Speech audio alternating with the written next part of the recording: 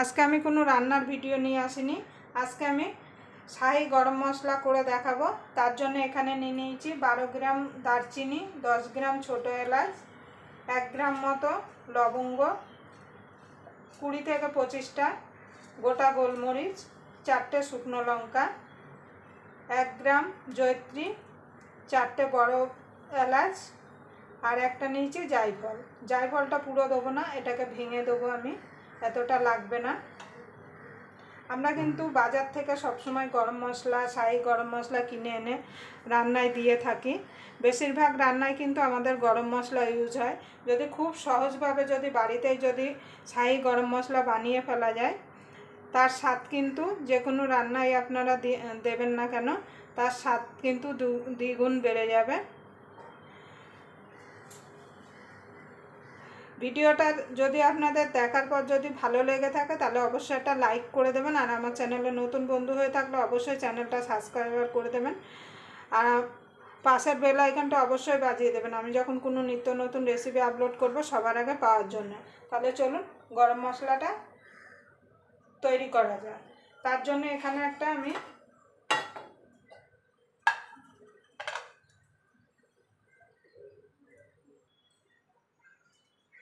দেখুন বন্ধুরা দিয়ে দেবো, গরম হয়ে গেছে ফ্রাই প্যানটা। এবার দিয়ে দেবো 4টে শুকনো লঙ্কা,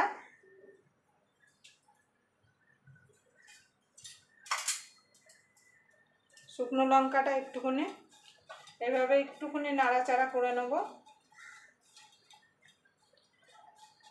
আপনারা চাইলে কিন্তু একটু রোদে দিয়েও কিন্তু এটাকে গুঁড়ো করে নিতে পারেন। এবার দিয়ে দেবো দারচিনিটা,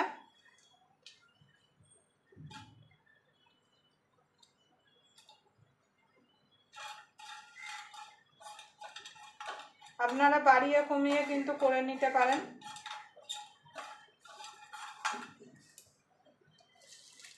এবার দিয়ে দেবো বড় এলাচটা। গ্যাসটা কিন্তু লোতে রাখতে হবে, পুড়ে গেলে কিন্তু ভালো লাগবে না গরম মশলাটা। সামান্য একটুখানি গরম করে নিলেই হবে। দিয়ে দেবো বড় এলাচ, জয়িত্রী, গোলমরিচ, লবঙ্গ, জায়ফলটা দিয়ে দেবো। দিয়ে ভালো করে এটাকে গরম করে নেব। একটু গরম হলেই হবে।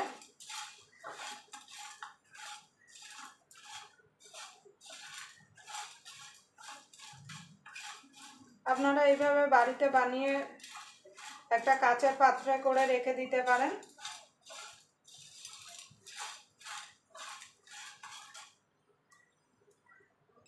দেখুন বন্ধুরা গরম হয়ে গেছে। আমি এবার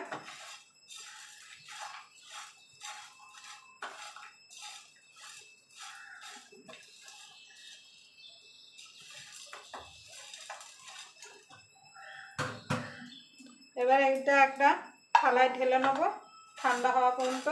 ঠান্ডা হলে আমি মিক্সিতে দিয়ে গুঁড়ো করে নেব।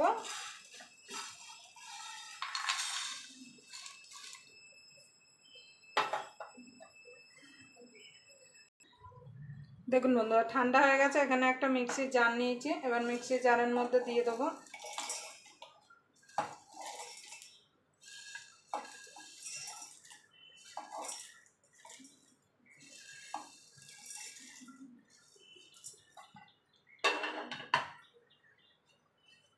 শুকনো লঙ্কাটাও দিয়ে দেবো। দিয়ে এবার আমি এটাকে ঘুরিয়ে নিয়ে আসব। দেখুন বন্ধুরা শুকনো কি সুন্দরভাবে গুঁড়ো করে নিচ্ছে। সুন্দর একটা সেন্ট বেরোচ্ছে, এত সুন্দর সেন্ট বেরোচ্ছে কি বলবো। আর এখানে আমি এরকম এক কাঁচের শিশি নিয়েছি দুটো, ওর মধ্যে ভরে রাখবো।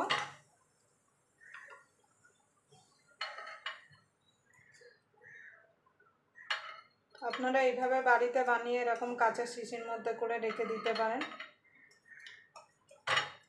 অনেক দিন পর্যন্ত।